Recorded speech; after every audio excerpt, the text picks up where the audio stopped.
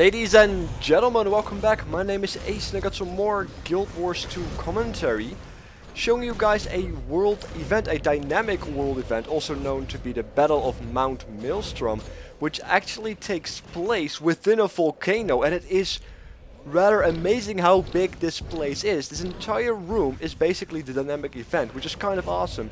And this entire event, the Battle of Mount Maelstrom, has three events. You have the starting event where you work your way into the volcano. Unfortunately, I was unable to be in time there because I was just questing and suddenly the volcano became unstable, so I checked it out and I ended up here. This is the second part where you have to make sure the volcano calms down, and this is done by keeping all three NPCs and all three laser turrets, I should call them, active. As you can see at the right side of the screen, there's this little progress bar, and this, well, there's progress to be made by keeping all NPCs alive so they can keep the mechanisms on. Unfortunately, these NPCs are very suicidal, and all the NPCs that you have to fight, they immediately pull aggro. At least the NPCs directly go for them, and the NPCs are very, very weak, unfortunately, and they also fight very close to the lava, so be careful with that. If you are a ranged character or have a very strong ranged weapon to your ability, or to your arsenal I should say, or within your arsenal, you're going to be fine. There's not much issue with it, especially with the third part, which I will show you momentarily. But the only thing you have to do is make sure that the entire group that you have with you is basically somewhat spread in three groups on all 3 points, so the NPCs can be kept alive, as you can see I'm doing right here, making sure to revive the NPCs, making sure to defend them if possible. Like I said, they are very suicidal and just run away directly like that as well, and they just stand in the lava. The lava doesn't hurt them, or the magma, depending on how you want to look at it. It doesn't really hurt them, but it will hurt you if you are going to go in with melee and such. But as you can see, we are almost done with the progress. All three mechanics are on, all three laser turrets are on. As you can see right there, there's laser shooting towards the middle, and that is supposed to calm down the volcano. Don't ask me how it does that, but it is, well, the way it works. And it's kind of awesome that such a mechanic or such a dynamic event just randomly happens while you're questing. It's kind of an awesome thing where you're just, you know, chilling out, killing some mobs, doing some assignments that you have to do to get your renown with the hearts, and then suddenly, guys, the volcano is about to erupt. Can you please help us out here? It's kind of awesome.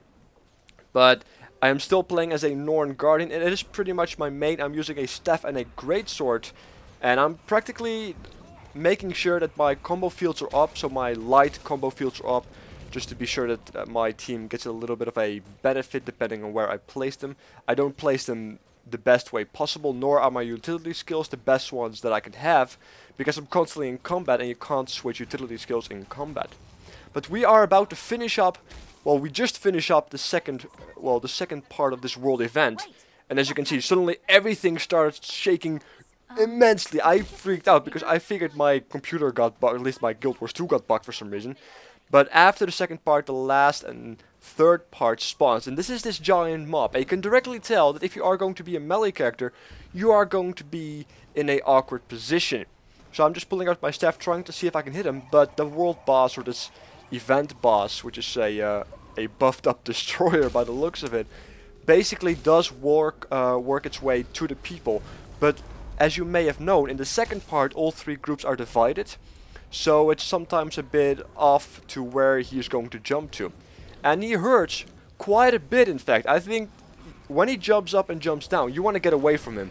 And you will definitely see me taking a significant amount of damage because of this. As you can see right here, he spawns a lot of AoE, and I almost die. I constantly almost die. And as long as I'm almost dying, I'm okay with it, because that's not all, you know, almost dying is not completely dead yet. Well, you're not dead yet when you get killed, basically. When you lose all your health, you get downed, to be more official. But nonetheless, it is very awkward for a melee character to be there when he jumps, because there's massive amounts of AoE around him, as well as some AoE that spreads around for the ranged characters to be very careful, as you can see right now where I'm using my staff and making sure that I can use my beneficial buffs for my team, as well as of course making sure that my light fields are up most of the time if I don't forget them.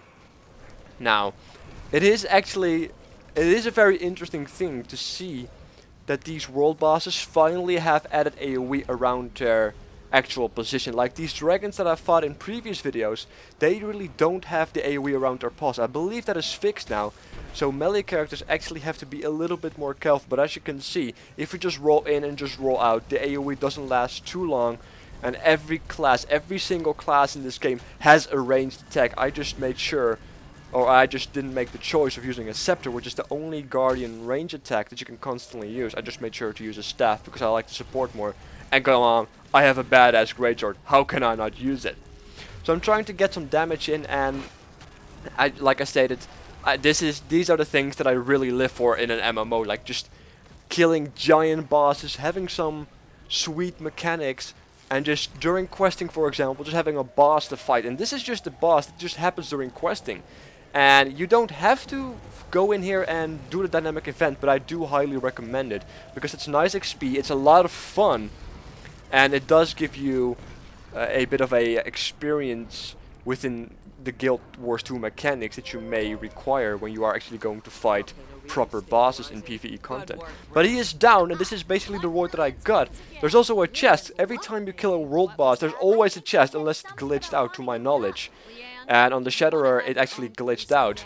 But as you can see right there, everybody's moving towards the chest, and it just looks so amazing, doesn't it? A giant group of people bonded together to kill a giant boss, and that is just the reason why I play MMOs. Anyways, make sure to subscribe for more content, and I will catch you guys next time. Take care.